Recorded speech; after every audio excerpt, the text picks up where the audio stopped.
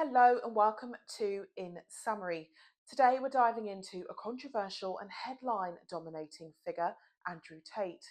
Whether you've seen his face on social media, heard about him through the news, or had no idea who he is until now, today's episode is all about unpacking who Andrew Tate really is, what he's known for, and why he's currently facing serious legal battles across multiple countries. We'll take a look at his background, his rise to fame, and the controversies and the court cases that have landed him in the global spotlight. That's why I am where I am. That's why I've done the things nobody else can do. That's why I live the lives nobody else can live. Everyone says to me, goes, Andrew, I want your life. You couldn't do what I've done. I've told you all what I've done, and you still won't do it.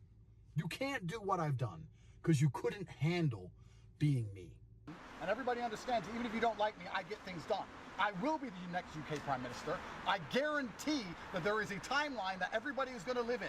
Every single person watching this video at some point in the future is going to watch me become the Prime Minister of the UK. So who is Andrew Tate? Born Emery Andrew Tate III in Washington, D.C. in 1986, Andrew is a British-American former professional kickboxer. He gained early fame in the sport, winning multiple world titles before his fame truly skyrocketed when he pivoted to online content creation. He became known for his flashy lifestyle, bold opinions, and controversial takes on masculinity, gender roles, and success. His videos gained traction on platforms like TikTok and YouTube, especially among young men. Tate has marketed himself as a self-made millionaire, a mentor for those seeking wealth and dominance. He also founded Hustlers University, an online program that promises to teach people how to make money online through methods like cryptocurrency, dropshipping, and affiliate marketing, but many critics have likened it to a pyramid scheme. Now, with fame came controversy. Tate has been banned from several social media platforms, including Facebook, Instagram, and TikTok, for promoting what many have labelled as misogynistic content. Women have to be monitored and maintained and maintained effectively like a child would when it comes to Not trafficking. like a child. Yeah, same, exactly the same. It's the same. It's interesting. Yeah, it's interesting. Listen, if I'm going to go Iraq, Afghanistan, all the places, and I've been to these places, I go with Tristan, we're battle ready. Okay, you hear listen. the AK go off, we start running, like a chick will all be standing there, Some of his most viral content includes statements that women belong in the home, that men should control relationships, and other takes that have been widely criticised as toxic and dangerous. No. I'll just tell you why. Personally, You ask the men. I have zero female friends. Okay. That does not mean I'm not polite to women. Doesn't mean I don't have female acquaintances. Right? Doesn't mean I can't meet all of you and say hello to you and see you on the street and say hello to you, etc. But the idea of having a female friend, someone I hang out with often, who is my friend and we're purely platonic, is garbage. Despite the bans, Tate's content has continued to spread largely through clips reposted by his fans. This has created a digital echo chamber of sorts, helping him to maintain and even grow his influence. In December 2022, Andrew and his brother Tristan were arrested in Romania. They were accused of human trafficking, rape, and forming an organised crime group to exploit women.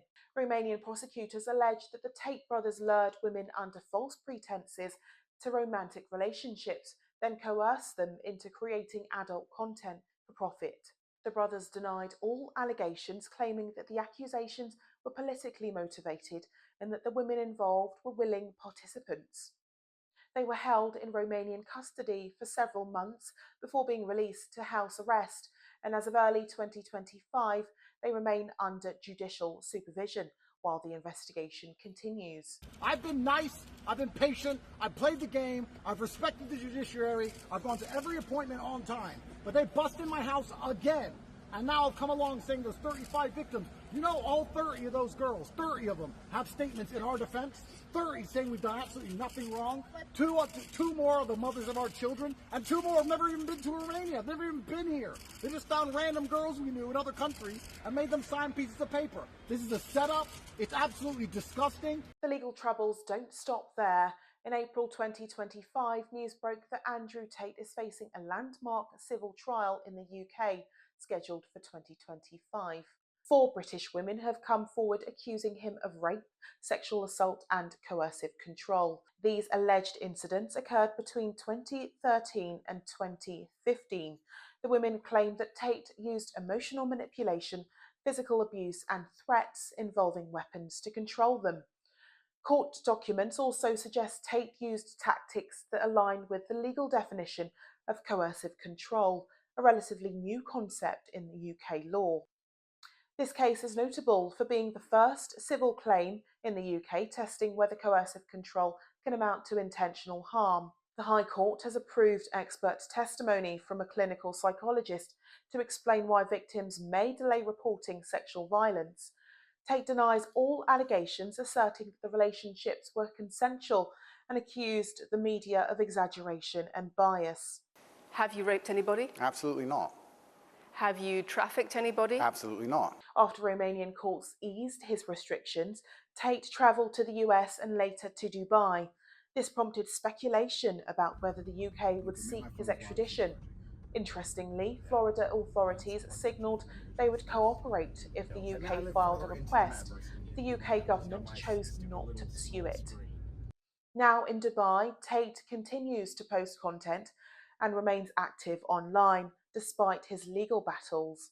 Public opinion on Andrew Tate is sharply divided. Some see him as a truth teller, exposing modern societal flaws and encouraging men to reclaim masculinity. Others see him as a dangerous influencer whose ideas promote violence, misogyny and exploitation. He has a dedicated fan base, but he's also a subject of widespread criticism and concern, especially among educators, parents and advocacy groups. Despite the legal challenges, Andrew Tate continues to maintain a strong online presence, often portraying himself as a victim of a global conspiracy.